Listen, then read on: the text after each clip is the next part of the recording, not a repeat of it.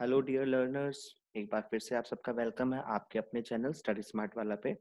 तो ये वीडियो फिर से continuation lesson number 8 for breathing and exchange of gases, class 11th biology. ठीक है, तो देखिए आज का जो हमारा टॉपिक है वो है रेस्पिरेटरी वॉल्यूम्स एंड कैपेसिटीज के बारे में। इसको हम pulmonary volumes and pulmonary capacities भी बोलते हैं और सिंपल लैंग्वेज में lung volumes and lung capacities भी बोलते हैं।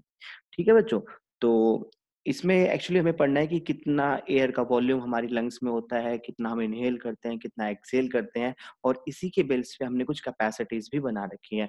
ये जो इंडिकेटर्स होते हैं ये एक नॉर्मल रेस्पिरेटरी ट्रैक के बारे में हमें बताते हैं। ठीक है, कि इन्हीं वॉल्यूम्स और कैपेसिटीज के बेस पे हम लोग किसी भी पर्सन का रेस्पिरेटरी ट्रैक्ट का जो वॉल्यूम और कैपेसिटीज है उसको हम पता लगाते हैं कि हाँ ये इसका रेस्पिरेटरी ट्रैक्ट बहुत अच्छे से फंक्शनिंग है या इसमें कुछ रेस्पिरेटरी डिजीज है। ठीक है, तो ये इसको हम लोग लंग फंक्शन टेस्ट भी बोल सकते हैं। क्या बोल सकते हैं? Lung function test. ठीक है, या रेस्पिरेटरी फंक्शन टेस्ट। तो ये एक बड़े अच्छे टूल का काम करता है किसी भी रेस्पिरेटरी डिजीज के पेशेंट को इवेल्युएट करने में।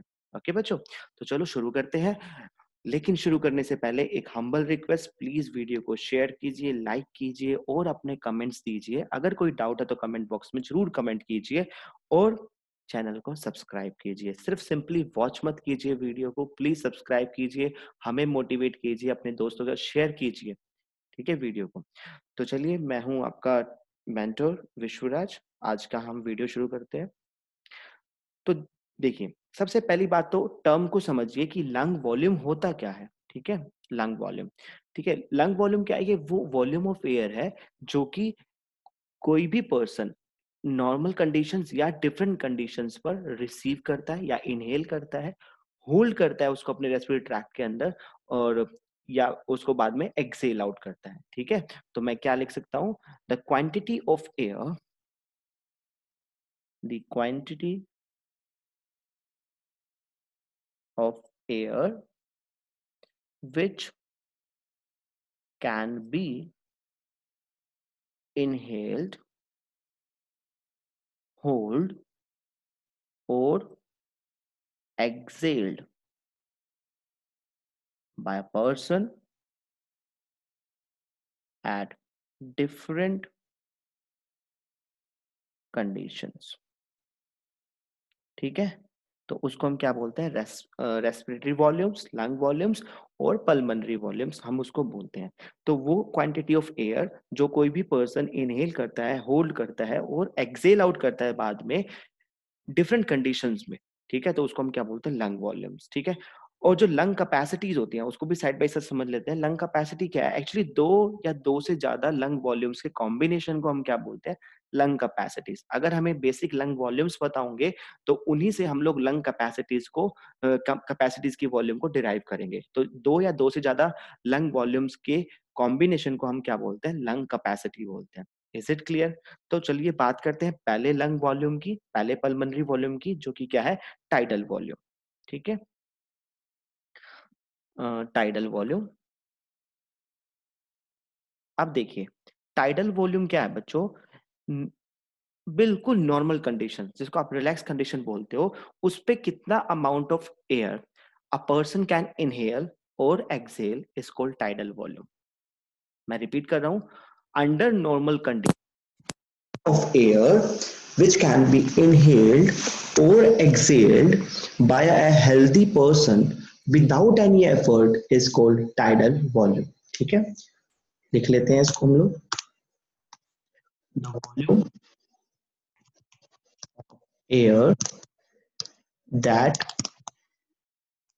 can be inhaled or exhaled by a healthy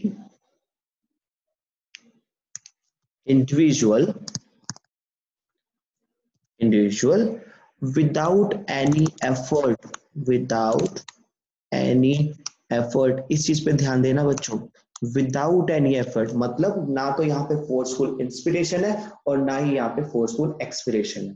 तो यहाँ पर नॉर्मल कंडीशंस पे जो इंडिविजुअल है वो एक्सेल कर रहा है और इनहेल कर रहा है, इसको हम क्या बोलते हैं? Tidal volume. अंडरस्टूड? अब देखिए, जो इसकी नॉर्मल वैल्यू होती है, ठीक है। नॉर्मल वैल्यू वो 500 ml होती है। कितनी होती है? 500 ml। सो नॉर्मल वैल्यू कितनी है? 500 ml। अब जरा ध्यान दीजिए, ये जो टाइडल वॉल्यूम होता है इसमें दो तरह के कंपोनेंट वॉल्यूम होते हैं। कौन कौन से? एक होता है बच्चों आपका एल्व्यूलर वॉल्यूम, तो TV, tidal volume, TV stands for tidal volume, not for television. तो यहाँ पे देखिए हमने बोला कि इसके पास दो कंपोनेंट है, एल्व्यूलर वॉल्यूम और दूसरा है बच्चों आपका डेड स्पेस वॉल्यूम। अब जरा ध्यान से समझना ये एक्चुअली है क्या। तो dead space volume and alveolar volume. तो हमने बोला कि जो टोटल वैल्यू है टाइडल वॉल्यूम की that is 500 ml। So out of 500 ml जो आपका एल्व्यूलर वॉल्यूम है that is 350 ml and the rest 150 ml is actually dead space volume. अब देखिए ये होते क्या है। देखो एल्व्यूलर वॉल्यूम वो अमाउंट ऑफ वॉल्यूम है जो कि एल्व्यूलाई में प्रेजेंट है, और हमें पता है alveoli is the ultimate site for gaseous exchange. तो मतलब यानी कि जो भी आपने नॉर्मल कंडीशन में 500 ml इंस्पायर किया था वो 500 ml में से क्या था कि आपका 350 तो एल्व्यूलाई के अंदर चला गया फॉर द गैसियस एक्सचेंज।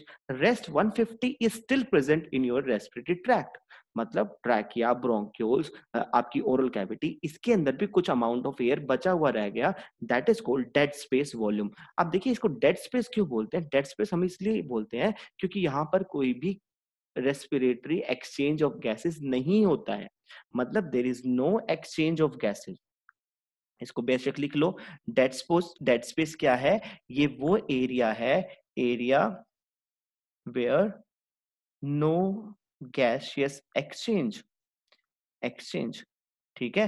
तो रेस्पिरेटरी ट्रैक्ट का वो एरिया जहां पे कोई गैस एक्सचेंज नहीं होता, क्योंकि हमें पता है गैस एक्सचेंज तो सिर्फ एल्वियोलाई में होता है, तो rest of the respiratory tract is behaving like a dead space, and the volume of air present in this dead space is called dead space volume, and that is around 150 ml of the tidal volume. Is it clear? तो tidal volume को हमने bifurcate कर दिया alveolar volume में and dead space volume में। Alveolar volume वो air volume है जो कि आपकी एल्वियोलाई में प्रेजेंट है, and that amount is actually available for the gaseous exchange, and dead space volume वो एयर है जो कि आपके रेस्पिरेटरी ट्रैक्ट में अदर देन एल्वियोलाई प्रेजेंट है, and that is around 150 ml of the total tidal volume. Is it clear? तो जरा ध्यान दीजिए, जब हम आप कोई भी स्टर्नस एक्सरसाइज कर रहे हो या कोई फिजिकल एक्साइटमेंट या कोई एक्टिविटी है, in that case tidal volume actually increases 4 to 10 times. ठीक है। तो हमने यहाँ पे इसीलिए मैंने आपको बोला था कि इस विदाउट एनी एफर्ट पर ध्यान देना कि आप किसकी बात कर रहे हो, normal conditions ki, when the person is at relaxed position, but when there is any physical activity or physical excitement or any other strenuous exercise, then the tidal volume increases by 4 to 10 times, increases by 4 to 10 times। ये आपने ध्यान रखना है। कब? In excitement, कोई भी तरह की एक्साइटमेंट होती है तो उसमें ये इंक्रीज कर जाता है। समझ में आया? तो this was all about tidal volume. Next we have number 2, inspiratory reserve volume. So मैं शॉर्ट फॉर्म यूज कर रहा हूं IRV, इंस्पिरेटरी रिजर्व वॉल्यूम। अब देखिए ये वो अमाउंट ऑफ एयर है, actually we can say it is that extra amount of air which a person inhales after relaxed inspiration. मतलब एक बार आपने नॉर्मली इंस्पायर किया, उसके बाद you are putting more force to inspire extra amount of air, and that is called inspiratory reserve volume.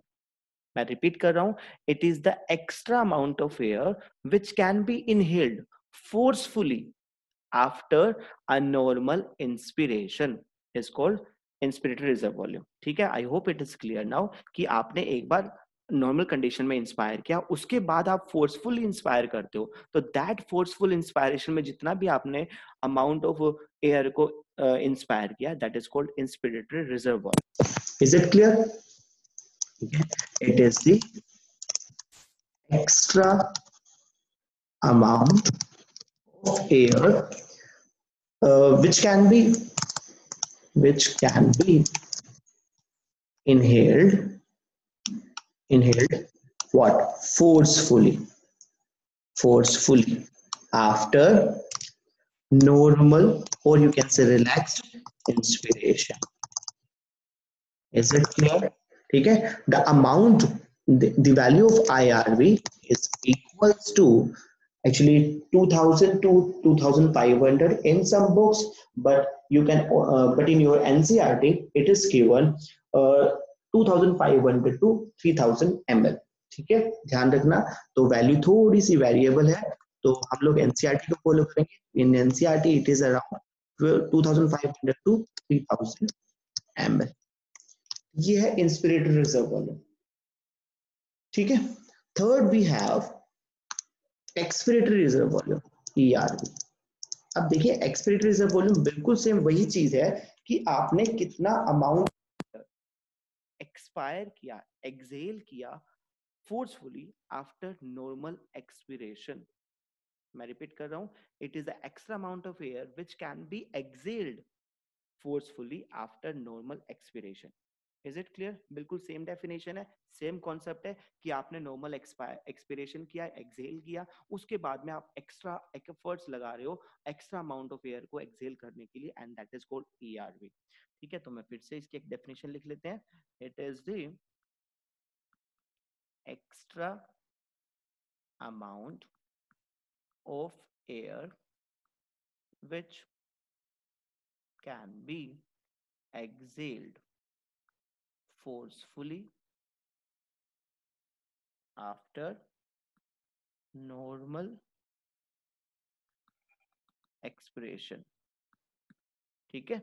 So the value of ERV it is around 1000 to 1100, यानी कि 1100.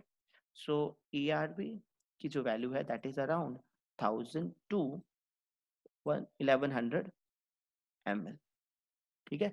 But in some case this value is also different. You can find 1000 to 1500 ml. Okay, but in an NCERT it is given 1000 to 1100 ml. Okay, so next we have the next volume is residual volume. Number 4, residual volume. अब देखिए इसका मतलब क्या है. Residual का मतलब क्या होता है एक्चुअली हिंदी में बोले तो बचा हुआ.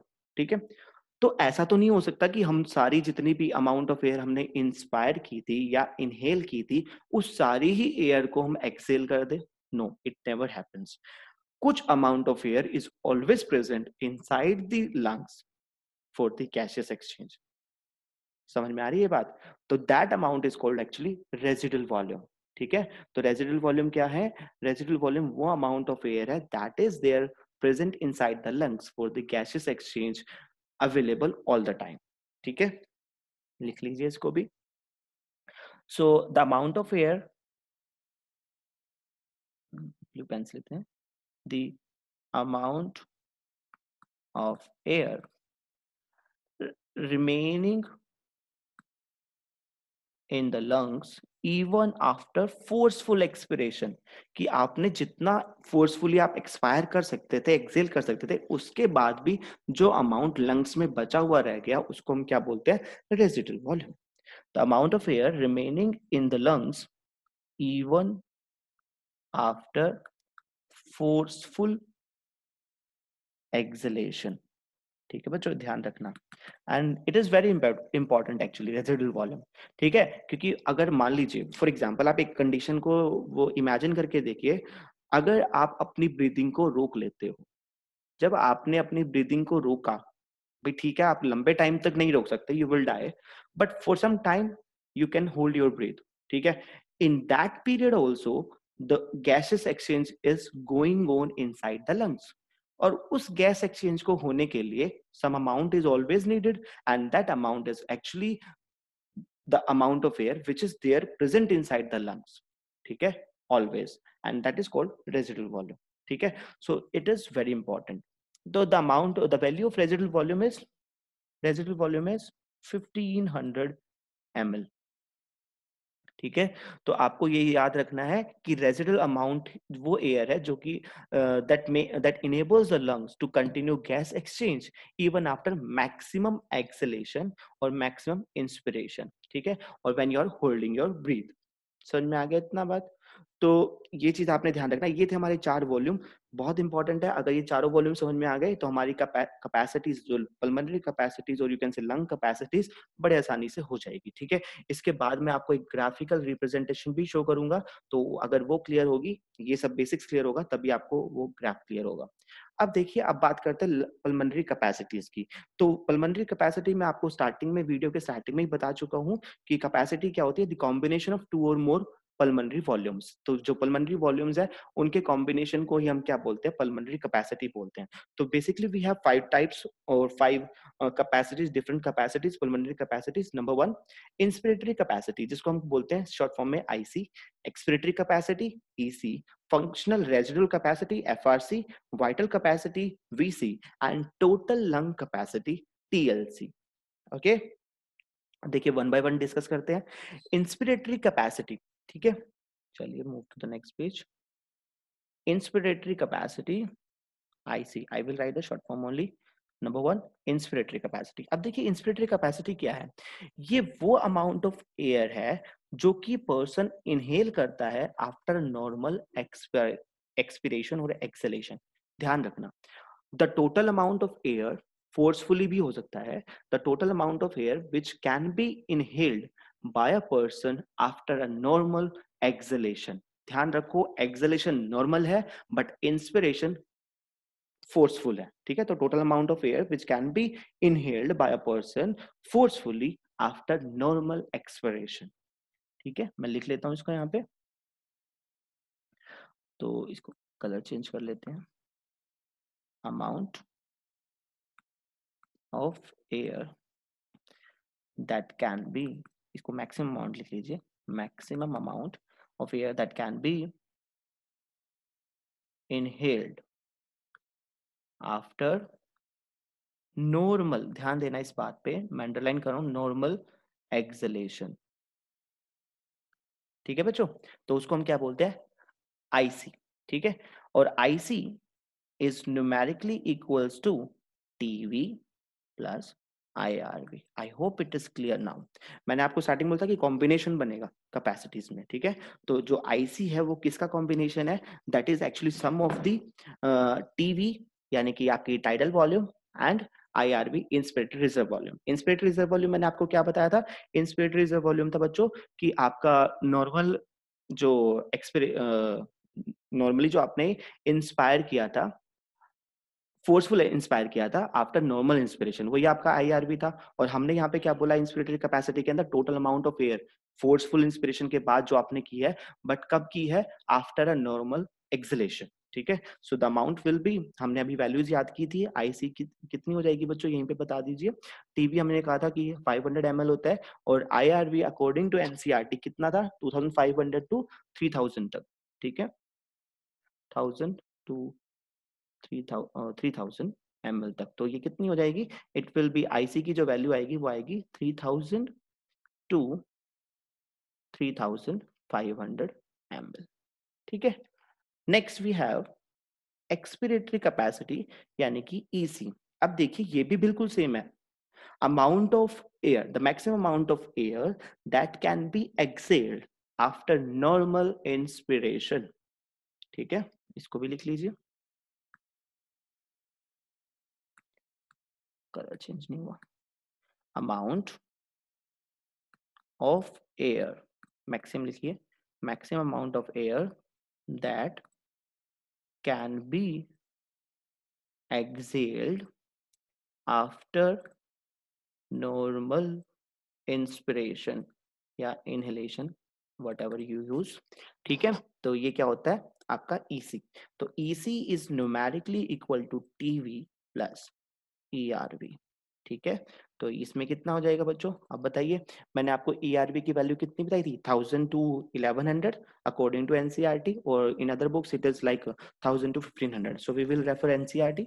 सो ये कितना हो जाएगा, 500 TV plus 1000 to 1100 whatever. तो हम बोलते हैं इसकी जो वैल्यू आएगी that will be around 1500 to 1600 ml। I hope it is clear. ठीक है, तो एक्सपिरेटरी कैपेसिटी क्या है, the maximum air air that can be exhaled out after normal inspiration, और IC क्या थी? The maximum amount of air that can be inhaled after normal expiration or exhalation. ठीक है बच्चों? So third we have VC, vital capacity. Vital capacity. अब देखिए vital capacity क्या है? वाइटल कैपेसिटी ये कॉम्बिनेशन है, या यू कैन से आप सम अप कर सकते हो इसको कैसे?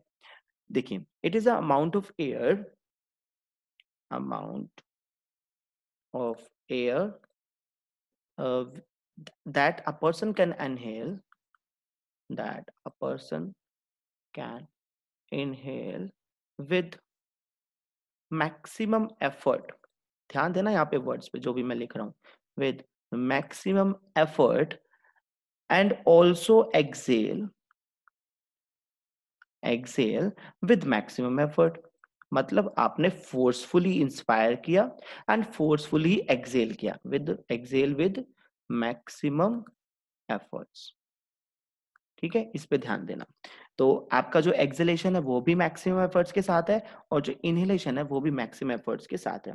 तो वीसी की जो वैल्यू होती है that can be calculated by adding TV, IRV and ERV. I hope it is now getting clear to you people कि हमने IRV और ERV क्यों लिखा, क्योंकि हम वहां पे मैक्सिमम इंस्पिरेशन की बात कर रहे हैं और मैक्सिमम एफर्ट्स के साथ ही एक्सपिरेशन की बात कर रहे हैं, तो टीवी तो उसके अंदर आ ही जाएगा. तो इसकी वैल्यूज हम लोगों ने अभी कैलकुलेट की थी. टीवी कितना होता है बच्चों? 500 ml. IRV हमने अभी निकाला था, कितना था IRV? 3000 टू 3500 तक था. ठीक है, तो हम लोग इसमें कौन सी एनसीईआरटी की वैल्यूज ही रेफर कर लेते हैं. तो ये हमने कहा था कि IRV 2500 टू 3000 हो सकता है, और जो ERV है that can be 1000 to 1100 ml. तो हम लोग देख लेते हैं कितना आएगा मैक्सिमम. सो ये हो गया आपका 3000 एंड 4000. तो 4000 तो लोअर लिमिट आ गई, टू 3500 एंड 4600 ml. ठीक है, तो you can say 4 to 4.6 litres, simple. ठीक है, लीटर्स ये 4 है, 4 टू 4.6 लीटर्स. तो ये होगी वाइटल कैपेसिटी. अब देखिए, अब बात करते हैं फोर्थ की, जो कि क्या है आपकी फंक्शनल रेजिडुअल कैपेसिटी, FRC. अब जरा ध्यान दीजिए, फंक्शनल रेजिडुअल कैपेसिटी क्या बोलती है बच्चों? ये बोलती है कि आपका जो रेजिडुअल वॉल्यूम है और जो एक्सपेक्टेड रिजर्व वॉल्यूम है, उन दोनों का जो सम है उसको हम FRC बोलते हैं. तो FRC किसके बराबर है? FRC is equals to residual volume plus में ERV. ठीक है, और ये हमने वैल्यू अभी देखी थी. रेजिडुअल वॉल्यूम कितना था आपका? 1500, 1000 टू 1500 कुछ भी हो सकता है. ठीक है, तो अकॉर्डिंग टू एनसीईआरटी आपको, मैं देखिए मैंने आपको बोलता कि जो बाहर की जो आपकी रेफरेंस बुक है that gives around 1500 ml, but in NCERT it is given 1100 to 1200 ml. ठीक है, तो लिख लीजिए इसको भी, 1100 हम एनसीईआरटी को फॉलो कर रहे हैं, टू 1200 प्लस, और ERV की वैल्यू कितनी है? 1000 टू 1100 ml. तो ये कितना हो जाएगा बच्चों? इसकी लोअर लिमिट अपर लिमिट कितनी आ जाएगी? सम कर लीजिए. तो यहाँ से हमें पता लगा 1100, और ये हो गया आपका 2100 टू कितना हो जाएगा? 2300 ml. ये आ जाएगा आपका FRC. Next we have TLC, total lung capacity. अब देखिए, टोटल लंग कैपेसिटी आपका सम टोटल है किसका? वाइटल कैपेसिटी का. ठीक है, प्लस आपका जो रेजिडुअल वॉल्यूम है जो अंदर बचा हुआ है. ठीक है, वाइटल कैपेसिटी हमने अभी निकाली थी, it is around 4000 to 4600 ml, plus residual volume हमने कितना रखा हुआ है?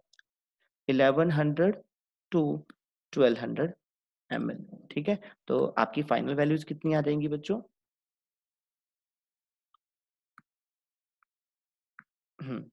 तो ये आ जाएंगी आपकी 5100 टू 5800 ml. ठीक है बच्चों, तो ये आ जाएगा आपका TLC, टोटल लंग कैपेसिटी. तो हम लोग किसी पेशेंट का जब रेस्पिरेटरी सिस्टम को एनालाइज या इवैल्यूएट करते हैं, so we go for VC and TLC actually. ठीक है, कि कितना VC है उसका और कितना आपका TLC है. तो आपको कुछ वैल्यूज मिल जाती है, वहां से आप एनालाइज कर सकते हो कि अगर मान लीजिए किसी को ब्रेथ ब्रेथनेस ब्रेथलेसनेस है, मतलब उसको सांस जल्दी जल्दी बहुत इनगल्फिंग ऑफ एयर हो रही है। तो वहां पे क्या हो रहा है एक्चुअली, वहां पे आपका फोर्सफुल एक्सपिरेशन हो रहा है, फोर्सफुल इंस्पिरेशन हो रहा है, because the patient is feeling difficulty in breathing. तो हम लोग किसी भी ह्यूमन बीइंग के रेस्पिरेटरी सिस्टम को एनालाइज करने के लिए we go for this respiratory volumes and respiratory capacities. ठीक है, अब देखिए मैंने आपको एक ग्राफ की बात की थी, ये है वो ग्राफ, बड़े ध्यान से एनालाइज करना है इस ग्राफ को। ये ग्राफ मैं आपके लिए होमवर्क दे रहा हूँ, ठीक है, क्योंकि देखिए मैंने यहाँ पे एक साइड पे वॉल्यूम्स आपके मेंशन कर रखे हैं, but I have not mention the values of the capacities, but I have told you ki how to calculate the values of capacities, so you can write the capacity values in the graph. So this is the graph for respiratory volumes and respiratory capacities, ठीक है, pulmonary volumes and pulmonary capacities. तो please इसको आप वो कर लेना, fill up कर लेना। तो ये आपने ध्यान रखना है, और अपने नोट्स में प्लीज बच्चों इस ग्राफ को बनाना। और देखिए इसमें कोई भी ऐसी चीज नहीं थी इन स्लाइड्स के अंदर जो कि हमें मगअप करनी पड़े, ठीक है। वॉल्यूम्स की जो वैल्यूज है वो आपको ध्यान रखनी पड़ेगी, बट जो आपका ओवरऑल जो टर्म्स हैं दैट बहुत सिंपल है, आप आराम से समझ सकते हो। उसमें ऐसा कुछ भी नहीं कि सर समझ में नहीं आया, हमने तो रट्टा मार लिया। No, there is no need to mug up the things. ठीक है बच्चों, फिर भी अगर कोई डाउट है तो प्लीज मेरे को कमेंट सेक्शन में कमेंट करना, और अगर वीडियो पसंद आई है तो प्लीज इसको लाइक कीजिए, शेयर कीजिए, कमेंट कीजिए, अपने दोस्तों के साथ इसको शेयर जरूर कीजिए। ठीक है, ऐसे दोस्त जिनको जरूरत है, जो सही में ट्यूशन वगैरह या कोचिंग वगैरह अफोर्ड नहीं कर सकते, प्लीज उनके साथ जरूर शेयर कीजिए इनको। ठीक है, एंड प्लीज मेरे चैनल को सब्सक्राइब कीजिए, अपना प्यार बनाए रखिए दोस्तों। ओके, चलिए फिर मिलते हैं नेक्स्ट वीडियो में। नेक्स्ट वीडियो जो हमारी होगी that will B upon the transportation of gases and gases exchange. अभी तक देखिए हमने अपने चैप्टर का आधा पार्ट किया है ब्रीथिंग, अब आते हैं एक्सचेंज ऑफ गैसेस के ऊपर। तो दो बड़े बड़े टॉपिक हैं आपके, एक्सचेंज एंड ट्रांसपोर्टेशन, वो हम आने वाली वीडियोस में लेंगे। तो stay tuned with study smart वाला। ओके बच्चों, चलो बाय बाय।